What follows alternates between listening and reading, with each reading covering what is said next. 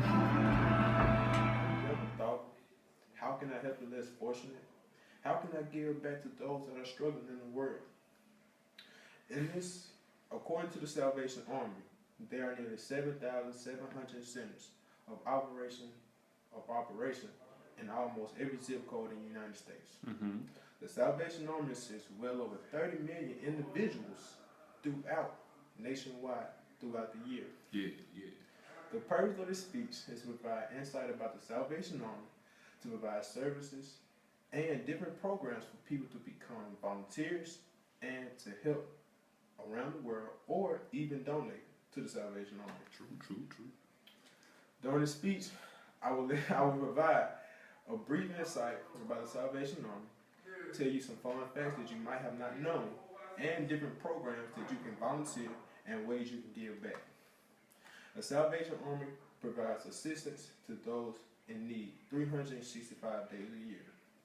The Salvation Army was founded by William Booth in 1865 and is an international organization, a part of Universal Christian Church that meets the physical and spiritual need of people in more than 120 countries throughout the globe, without discrimination. With nearly 7,700 centers of operation in almost every zip code of the United States, the Salvation Army assists well over 30 million individuals nationwide throughout the year.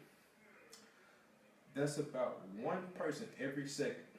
More than 4.2 million of those during the holiday season alone. More than 3.4 million volunteers of the Salvation Army nationwide. And about 82% of all your donations goes directly to people needed the most. The Salvation Army operates several domestic violence shelters nationwide where abused women, children can get a fresh start safely and confidentially. When you shop at a Salvation Army family store, you are supporting adult rehabilitation centers that are annually help more than 320,000 people from every walk of life fight substance abuse and return to their communities as contributing members. When you like to be a part of this, the Salvation Army has developed many programs across the United States to help people in need.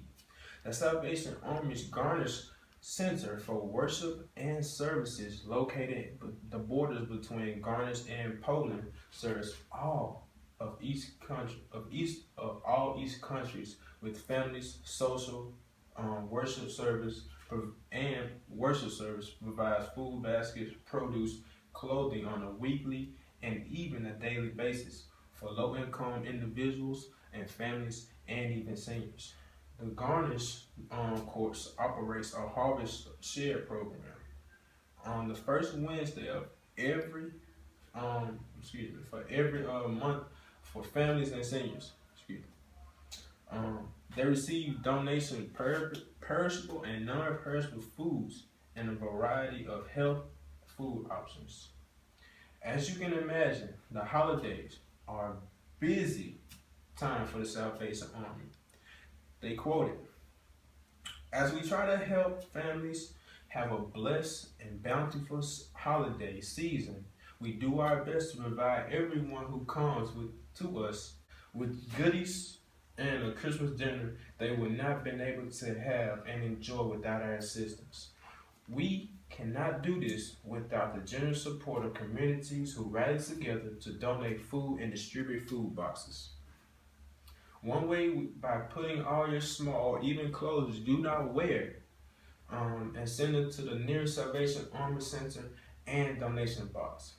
Also, if you are interested in the clothing if you're not interested in the clothing, we offer worship centers and support groups.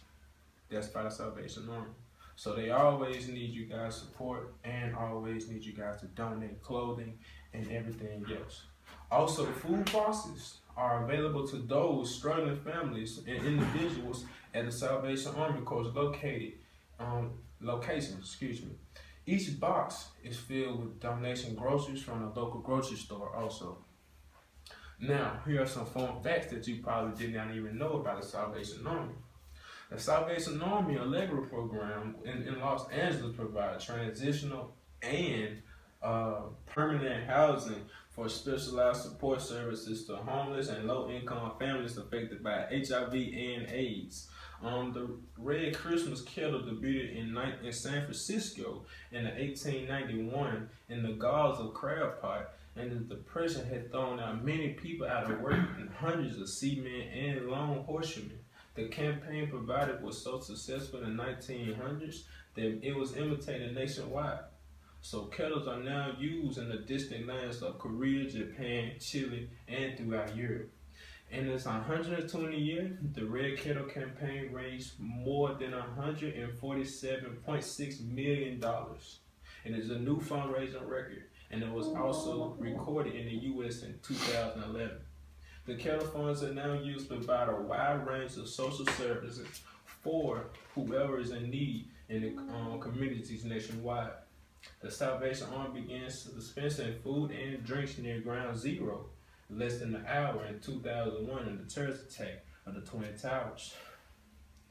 In nearly 9 months of serving there, 4,000 Salvation Army volunteers and staff and officers assisted 4.5 million people with meals, pastor counseling, and social services.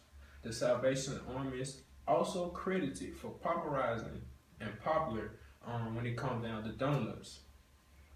During World War I, the Salvation Army served donuts and often cooked them in their combat hats and their helmets in the U.S. for the U.S. troops in the field.